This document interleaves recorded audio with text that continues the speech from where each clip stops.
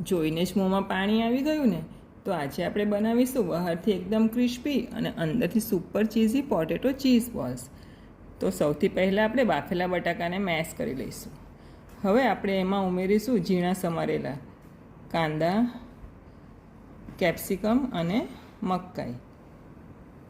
કાંદાનું પ્રમાણ આપણે એકદમ ઓછું રાખવાનું છે. એની અંદર ઉમેરીશું 1 ચમચી bread crumbs, oregano, chilli flakes, મરી પાવડર, જરૂર પ્રમાણે મીઠું અને આદુ મરચાંની પેસ્ટ નાખી આ બધું પ્રોપર મિક્સ કરી લેવાનું છે.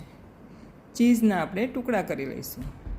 હવે હાથમાં થોડું બટાકાનું મિશ્રણ લઈ વચ્ચે મોટો ચીઝનો ટુકડો મૂકીને એને સરસ ગોળ બોલ વાળી લેવાનું છે. અને આ બોલ્સને મેંદાની સ્લરીમાં ડૂબાડીને આ રીતે બ્રેડ ક્રમ્સથી એકદમ મસ્ત કોટ કરી લેવાના છે, જેથી એ સુપર કુરકુરા બને. બસ રેડી થઈ ગયા છે. તો હવે એને આપણે ગરમા ગરમ તેલમાં ગોલ્ડન બ્રાઉન થાય ત્યાં સુધી તળી લઈશું. ફ્રેન્ડ્સ, ખૂબ જ ટેસ્ટી ચીઝ બોલ્સ થયા છે.